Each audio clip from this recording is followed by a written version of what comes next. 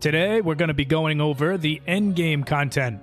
The video is dropped for the Season 1 launch from Call of Duty, and now they've dropped an entire article explaining what is going to be coming to Endgame. Let's get into it.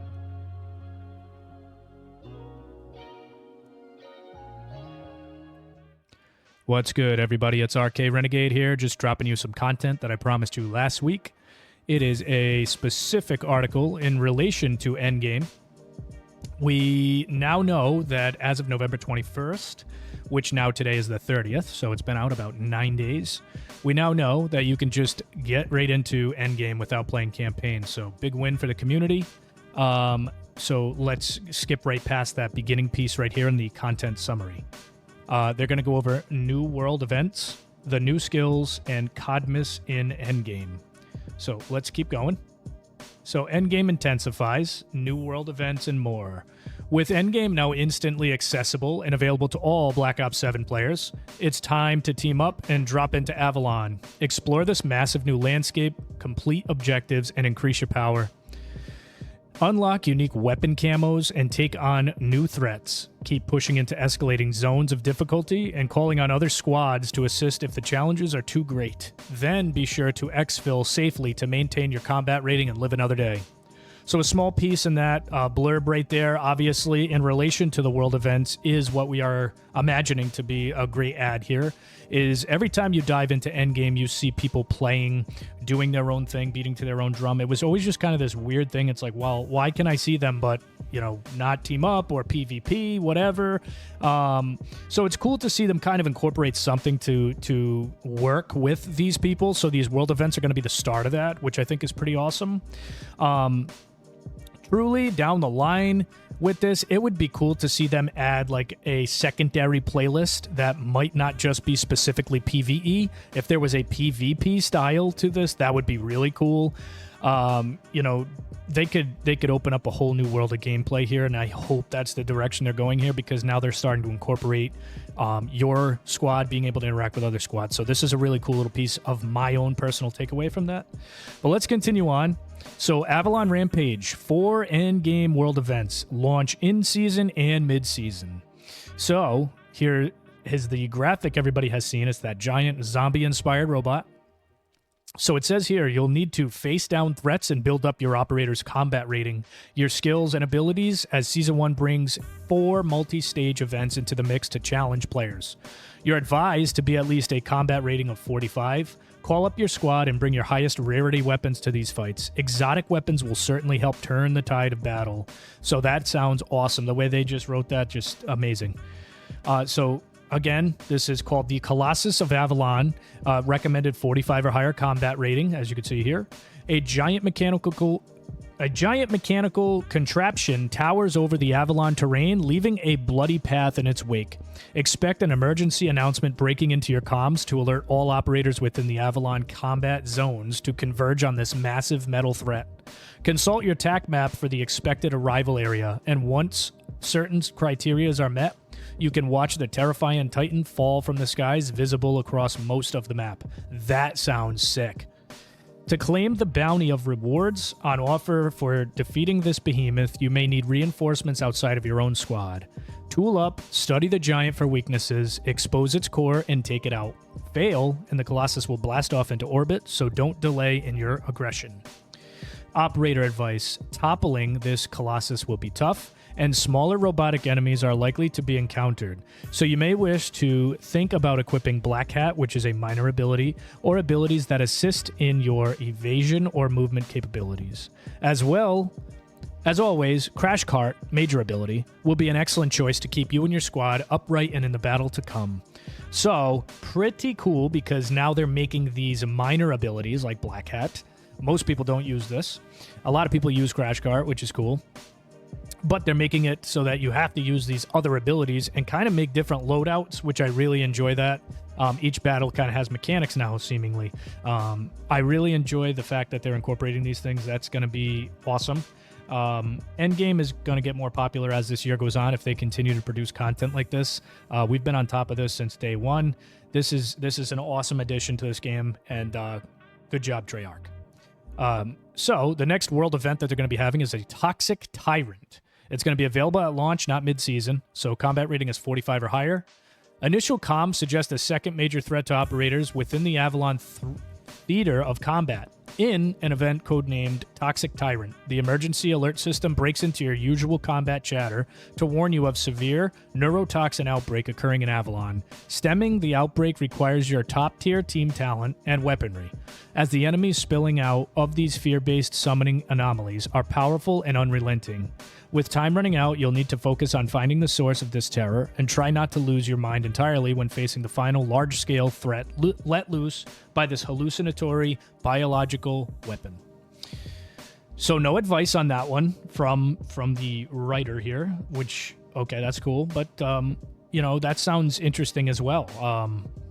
It's another world event. I would imagine it says here, combat rating 45 or higher. Same thing as the Colossus. So another event coming is Wraithwing, which this one is a mid-season drop. It is not available at launch of Season 1, just to give you a heads up. The challenges in Endgame will only intensify as the season progresses. In the mid-season, keep your eyes to the sky in search of a VTOL manifested by fear. In the Wraithwing world event, this advanced guild aircraft appears to have a cloning capability with very lethal consequences, as the squadron seems hell-bent on eliminating as many JSOC operators as it can. Disable it, fire at the exposed aircraft, and down that bird. In addition, expect a fourth world event to truly test your skills. Speaking of which, new exotic skills and phantom skill track. So here's a little screen grab that they gave us to take a look at what's coming. You have Mega Punch, Conjuration, Echo Shell, Celebration, Frost Cloud, Resurrection, Shattered Shield, and Graviton Reaction. So these are the exotic skill track. So that's interesting. Great ad. It's giving more and more reason to jump into this. Very exciting news. These are the 8 exotic skills that they wanted to showcase for Season 1. So let's see if they dive into it, which they do right here. Mega Punch replaces your weapon butt with a deadly punch that knocks back enemies and deals more damage. Your first upgrade hits more enemies. The final upgrade is a chance to trigger a photon round that damages enemies and drops a healing capsule. So that is pretty enticing to run, especially if you're going to be up in, you know, smashing people. It sounds like this neurotoxin world event is going to be insane. So Mega Punch might drop right there, giving you healing for more damage, because you never know with the fear if you're seeing all these hallucinations. So Mega Punch could be something people are going to be running. We'll have to see. Conjuration. Kill enough enemies to summon a toxin butterfly that harasses and damages enemies. Also sounds awesome. First upgrade. Further increase in damage dealt by the toxin butterflies. The final upgrade is greater increase in damage dealt by toxin butterflies. I don't know how much else they could change that up. I mean, you know, it's kind of like just level it up and it gets stronger type of shit. But, you know, that's cool anyways. I like that. Echo Shell. Significantly reduce the damage taken from behind. First upgrade. Further reduce. Final. Greater reduce.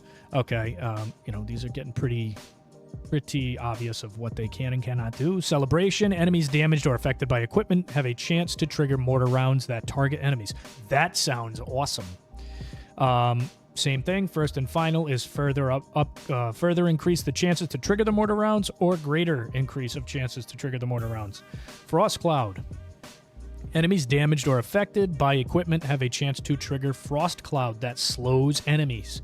This could be a good one for boss fights if it applies to boss fights. If it does not kind of just get ignored by the boss, that would be huge. So first upgrade also damages enemies, and final, affected enemies will transfer frost to nearby enemies. So that's a good one. Resurrection. On fatal damage, become temporarily invulnerable instead of dying. Available once per match. First upgrade, gain full health after surviving. Final, instead of surviving fatal damage, receive a permanent self-revive that recharges when not downed. Awesome. Resurrection sounds incredible. Shattered Shield. Stun and damage nearby enemies when armor plates break. First, final break gives you temporary invulnerability. Final upgrade, final break triggers a photon round that deals damage and drops a healing capsule. Wow, some of these are going to be tough to pick over the other ones, to be honest with you. Graviton reaction. Taking melee hits can spawn a black hole that damages and displaces enemies. The first upgrade also triggered by ranged attacks. Final upgrade also triggers on enemies in an area around the affected enemy. So here's a screen picture of this. Screen grab. Skill track. Phantom, which is coming mid-season, not at the launch. Strike unseen and vanish fast. Slip past danger, land critical blows from the shadows. That sounds awesome for you people out there that are going to be sniping. I've seen some of these crazy clips of people flying around with a wingsuit, landing and blowing heads off of people with snipers, so this might go right up their alley. It sounds awesome. Ambush. Critical hits from behind on unaware enemies deal more damage. Fast melee, faster melee speed. Trap avoidance. Traps and mines take longer to detect you. Undetectable when fully upgraded. Silent movement. Quiets movement and reduces enemy detection distance. And elusive target reduces accuracy of enemies shooting at you. And decoy is the final one. Taking significant damage deploys an echo unit that distracts enemies. Awesome. Big fan of what's coming here with the skill track for Phantom by mid-season. And moving right along to Codmas. We all know what Codmas is. So with Codmas comes extra festivities to Endgame, hunt down frozen projectiles, keep an eye out for holiday-themed supply box gifts. Endgame progression and rewards continue. So Black Ops 7 co-op campaign offers a host of unique rewards to unlock, as well as global XP and a dedicated weapon camo track. Here's what you can earn throughout the campaign. We already know about the M15 Mod 0 blueprint, Iridus one, Phantom, the Shadow SK, the Razor Fire Vertex, which is the Raiden blueprint, Grounded, Mason Operator skin, and 55,000 in XP and more rewards. Most of us that have been playing since day one, we blasted through the campaign day one. It was terrible, but you know what? The rewards are very nice. So if you can suck it up and get through the campaign, that is a lot of XP on the table. 55,000 is pretty good. Plus, those blueprints, I did use that Raiden 45K. It is pretty good. The M15 mod is pretty good as well. These are pretty good blueprints, and it also helps the gun be unlocked. If you're going to multiplayer at some point, having a blueprint automatically unlocks the gun, so you don't have to be level gated by trying to get the guns unlocked. So pretty good. All this content that they dropped about Endgame sounds very, very intriguing. Big on all of these additions here. So now loadouts are going to be a serious question, and a lot of content here to cover for the future for all the content creators out there who may be catching this video. So yeah, this sounds great. The world events that are coming sound fantastic. And looks like we have challenge accepted, endgame integration. Remember that your level, prestige, weapon levels all progress across Endgame, multiplayer, and zombies, and Warzone. Endgame is fully integrated into both daily and weekly challenges, the latter of which allows you to unlock more loadout items, including weapons and attachments as well as camos, and don't forget major weapon camo progression for all 30 launch weapons, as well as the 7 Season 1 weapons to unlock the military, special, and mastery camo specific to campaign, endgame, and including the Fabled, Molten Gold, Moonstone, Chroma Flux, and Genesis camos. So there they are on the screen right there. This seems to be the mastery camos for Endgame, so that is also some more for you camo grinders out there. Anyways, guys, hope you enjoyed the content today. I hope everybody had a relaxing holiday weekend. We took a little break from content, but we are back as of today. Please like, comment, subscribe. Drop a comment down below if you guys are going to be diving into Endgame and what you're most excited about for the Endgame for Season 1. Hope to see you guys out there, and until next time, RKR out. Peace.